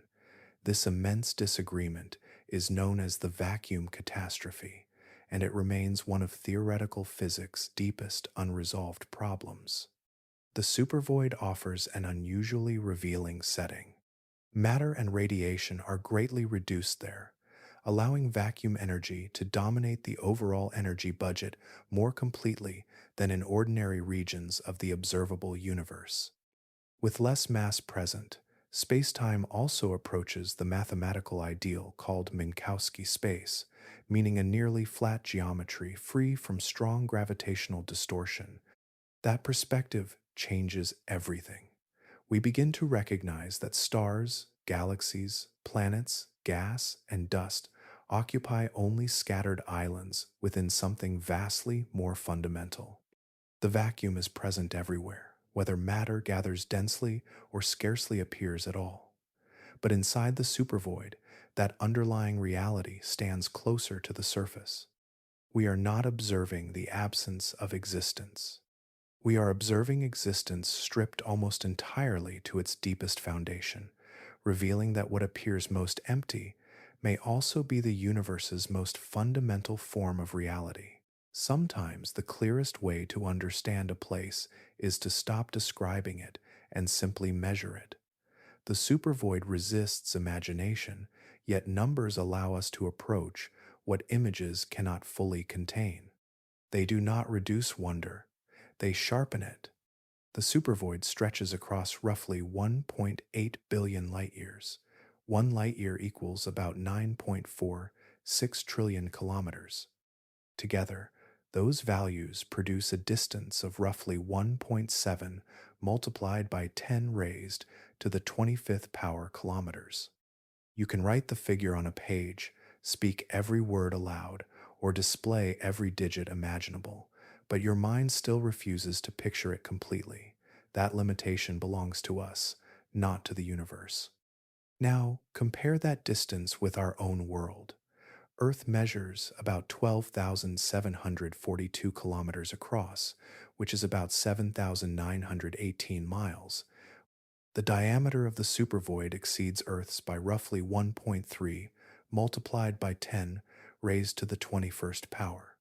More than 1 billion trillion Earths could be placed side by side before matching that span. But even this comparison only hints at the scale before us. Shrink the supervoid until it becomes the size of Earth. The observable universe, would then fit inside a region smaller than a grain of sand. Our familiar distinction between large and small begins to dissolve because everyday experience offers nothing remotely comparable. Light itself provides another measure. It travels at about 299,792 kilometers each second, which is about 186,282 miles each second. Nothing known moves faster through space. Even so, a beam of light would require 1.8 billion years to cross the supervoid. During that immense passage, life on Earth transformed from simple, single celled organisms into vertebrates. Fish reached land. Dinosaurs appeared, flourished for about 165 million years, vanished, and were followed by roughly 65 million years of mammalian evolution before our own species finally arrived. Human history occupies only the faintest fraction of that crossing. Sumeria, ancient Egypt, Greece, Rome, Imperial China, the Renaissance, the Industrial Revolution, every scientific breakthrough, every work of art, and every remembered life together consume less than 0.0004% of the journey. But the supervoid is only one feature. The observable universe contains millions of voids, immense filaments, and hundreds of millions of galaxy clusters woven into a cosmic web extending far beyond any single structure we have explored. These numbers do not diminish you, they locate you. They identify one planet circling one ordinary star inside one galaxy, existing at one brief moment within a universe almost 13.8 billion years old. The supervoid possesses no awareness of its own immensity. We do. That awareness becomes our compass, placing us precisely within the largest reality humanity has ever managed to measure. There comes a point in every scientific journey when certainty gives way to careful honesty. We have traveled through observations, measurements, and competing explanations, yet the most accurate map still contains blank spaces. Those spaces deserve the same attention as the discoveries surrounding them. The first unresolved question remains the cold spot itself. The Eridanus Supervoid can account for only about 10 to 20% of the observed temperature deficit through the Integrated Sachs Wolfe Effect, a process in which expanding space slightly alters the energy of ancient microwave light, crossing enormous structures. But the remaining 80 to 90% still lacks a widely accepted explanation. That is not a minor discrepancy. It is the central mystery. The size of the supervoid also remains uncertain. Current estimates extend from roughly 1.8 billion light-years to nearly 3 billion light-years. Those differences arise because each survey reaches different depths and because the edge of the void is not a sharp boundary. Instead, its density fades gradually, making the transition from emptier regions to denser cosmic filaments difficult to define with complete agreement. But another uncertainty reaches even deeper. Is the supervoid genuinely extraordinary within the standard model of cosmology, or merely an unlikely statistical event? Published probability estimates stretch from about 1 chance in 50 to roughly 1 chance in 20,000. That remarkable spread reflects real differences in methods, assumptions, and statistical treatment rather than simple measurement error. Closer to home, the proposed Keenan-Barger-Cowie void remains another open question. Existing observations support the possibility that our own galactic neighborhood occupies a large, underdense region, yet the evidence has not achieved the same level of confirmation as the Eridanus supervoid. The nature of dark energy also remains unsettled. Does it behave as a constant property of empty space everywhere, or could its strength vary across immense cosmic distances. Present observations cannot distinguish between those possibilities with enough precision inside the supervoid. Another uncertainty concerns the cosmological principle, the assumption that the universe appears broadly similar when viewed across sufficiently large scales.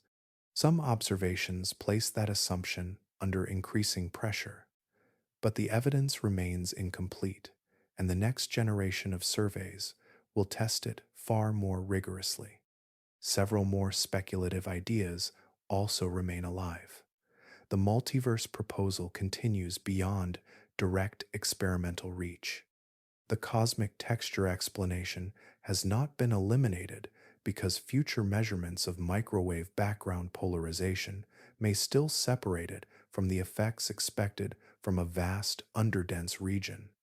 The original seed fluctuation that eventually became the supervoid might reflect an unusual product of cosmic inflation, an earlier condition preceding inflation, or simply an exceptionally rare fluctuation. Science advances through questions refined as carefully as answers. We know where the wound lies. We know its approximate dimensions. We know it challenges expectations built from otherwise successful theories. But the meaning of that challenge remains unfinished, waiting where knowledge meets the unknown. We understand the supervoid only when we stop looking at it alone. Its meaning emerges through everything surrounding it, because the largest emptiness in the observable universe exists only in relationship with the immense structures that frame its edges. The universe organizes itself into a vast cosmic web. This web is not random.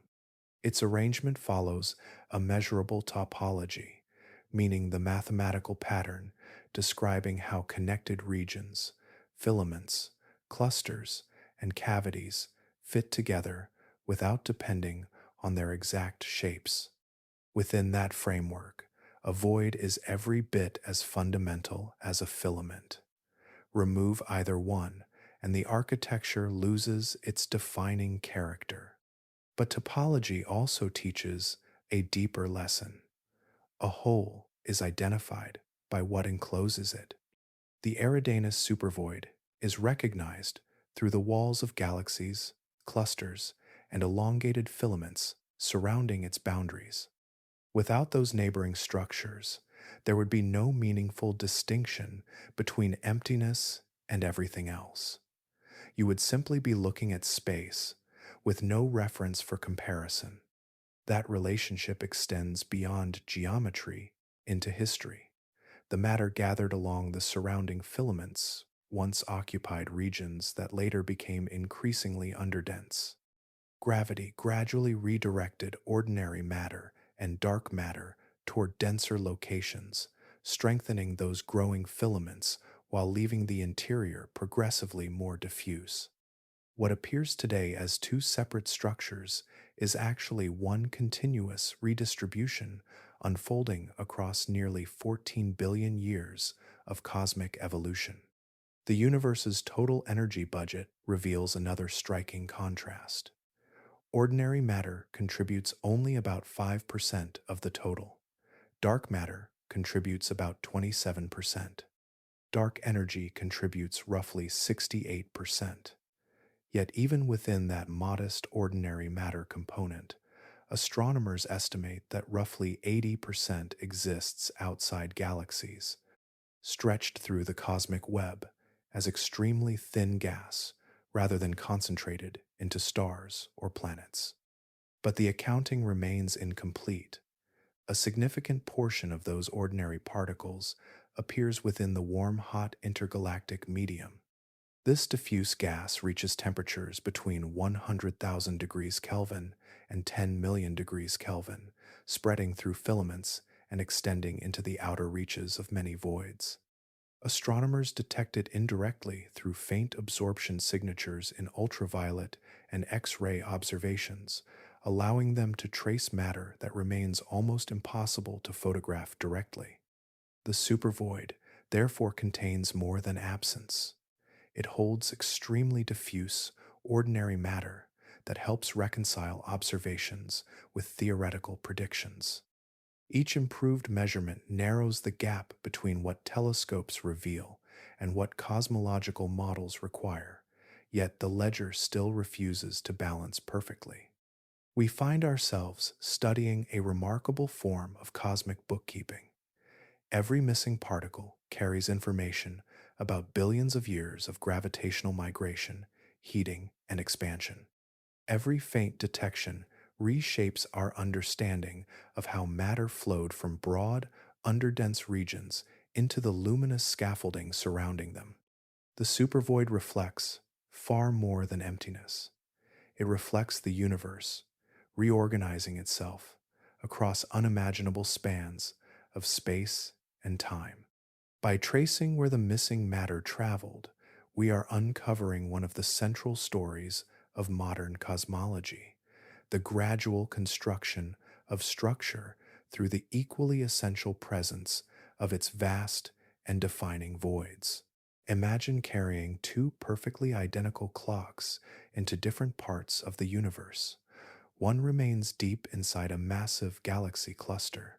The other drifts through the broad interior of the Eridanus Supervoid. They begin together. They never truly stay together again. This subtle difference comes directly from Albert Einstein's general theory of relativity. Space and time form a single fabric called spacetime, and mass bends that fabric. Where curvature becomes stronger, the passage of time slows slightly relative to regions where spacetime is flatter. This phenomenon, known as gravitational time dilation, has been confirmed with remarkable precision. Even the satellites of the Global Positioning System must constantly correct for these tiny differences, or their navigation signals would gradually become inaccurate. But the supervoid occupies one of the least crowded regions in the observable universe. Its matter density falls by roughly 20% below the cosmic average, leaving spacetime slightly less curved than in surrounding filaments and galaxy clusters.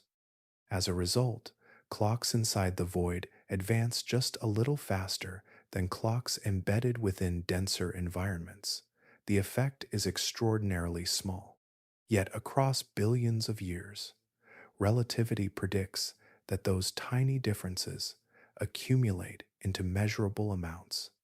Expansion introduces another subtle distinction. The interior of the void expands slightly faster than neighboring regions because gravity there provides less resistance against the stretching of space itself. That changing expansion alters the relationship between local clocks and the broader history of the universe. The difference remains minute, yet it means the void occupies its own slightly distinct temporal environment rather than sharing exactly the same cosmic rhythm as the denser structures surrounding it. Light itself reminds us of this connection between distance and time. A photon arriving from the far boundary of the supervoid began its journey roughly 1,800,000,000 years ago. During that immense interval, the galaxy that released it may have merged with neighbors, formed countless generations of stars, and transformed almost beyond recognition. When you observe that distant boundary, you also observe an earlier universe. The cosmic microwave background radiation was fractionally warmer. Galaxies displayed somewhat different shapes and distributions. Across the cosmos, stars formed at a higher overall rate than they do today. Every glance across the void therefore becomes both a spatial crossing and a journey backward through cosmic history. But relativity reaches even deeper.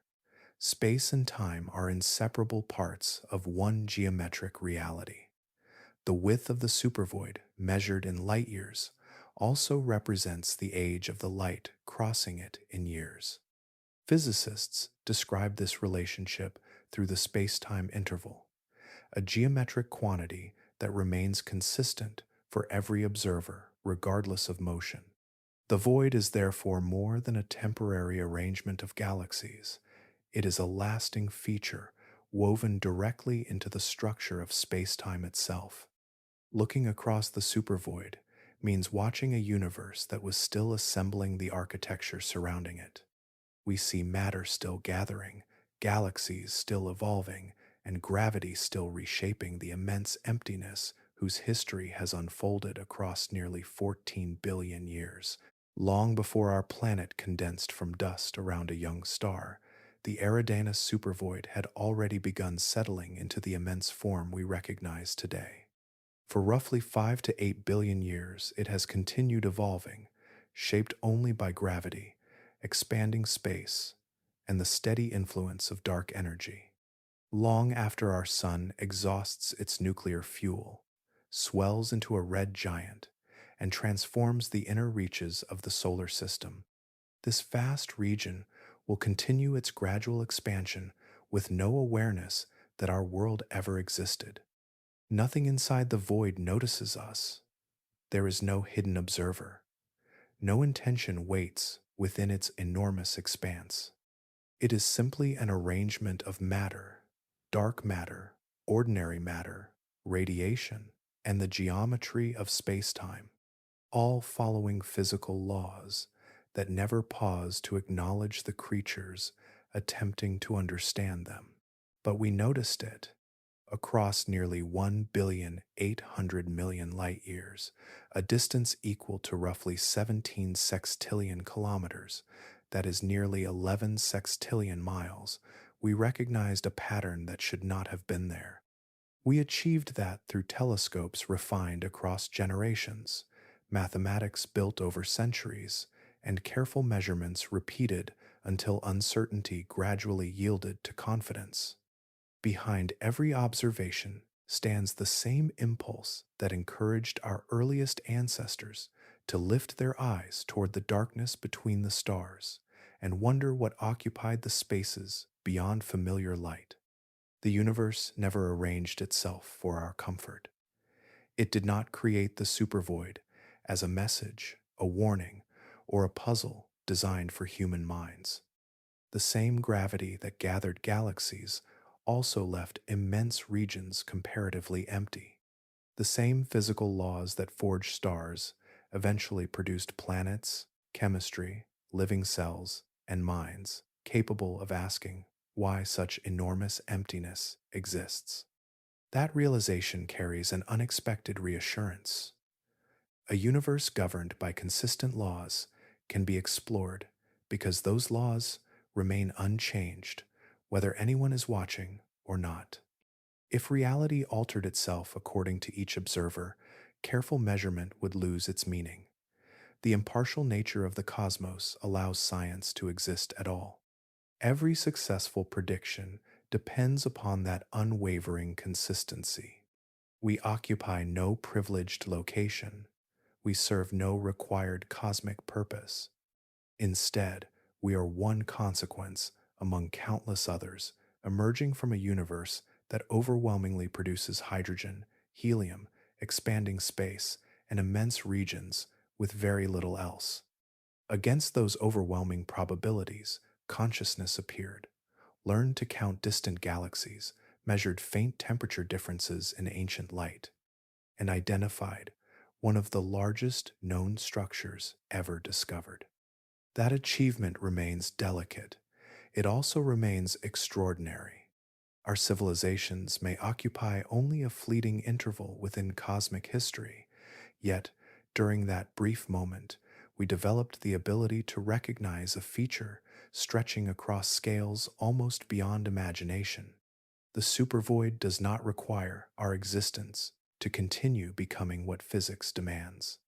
We required its existence to understand more clearly where we stand. By finding the void, we learned something enduring about the universe and about ourselves within it.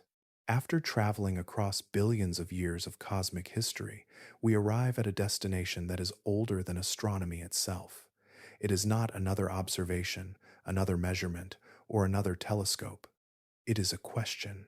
We have learned why a supervoid can form. But why does a universe capable of producing supervoids, galaxies, quantum fields, dark energy, and the laws governing them exist in the first place? More than 3 centuries ago, In the year 1714, the philosopher Gottfried Wilhelm Leibniz asked why there is something rather than nothing. The question remains unanswered today. Yet physics has transformed it. Instead of leaving it untouched, modern theory has narrowed its meaning until it points toward the deepest foundations of reality.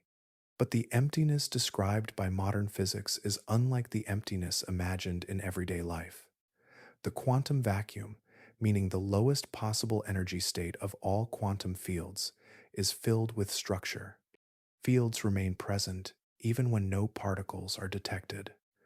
Tiny fluctuations continue appearing according to the rules of quantum theory. What seems empty still possesses measurable properties. It still participates in the evolution of the universe. That realization changes the problem completely. If the vacuum already contains fields, energy, and mathematical relationships, then absolute nothingness may never be physically attainable. A condition without space, time, fields, laws, or even mathematics may not describe a meaningful physical possibility at all. The question shifts. We no longer ask only why something exists. We ask why this particular something exists with precisely these laws and no others. One striking example comes from the cosmological constant, the quantity describing the energy density of empty space. If that value had been vastly larger, by roughly 120 orders of magnitude, as some quantum calculations suggest, expansion would have overwhelmed gravity almost immediately. Galaxies would never have condensed, stars would never have ignited, planets would never have formed, complexity would never have gained a foothold. A universe resembling the supervoid would have extended almost everywhere. But another possibility has been proposed. If many universes exist, each with different physical constants, then we naturally find ourselves in one capable of producing observers. This idea, known as the anthropic principle, states that our observations are necessarily filtered by the conditions required for our existence. It offers a statistical explanation, although the deeper mystery remains untouched. Why should such a collection of universes exist at all? The supervoid illustrates how delicate the balance truly is. Its immense emptiness exists only because the surrounding universe retained enough structure for gravity to gather matter elsewhere.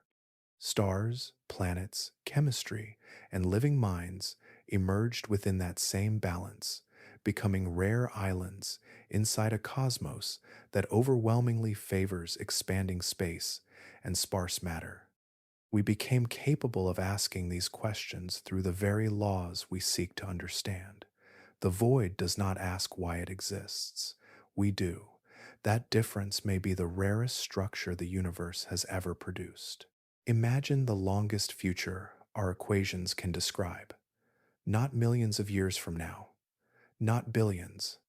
We continue far beyond familiar measures, into trillions of years, where the universe has gradually surrendered almost every source of light that once filled its vast expanses.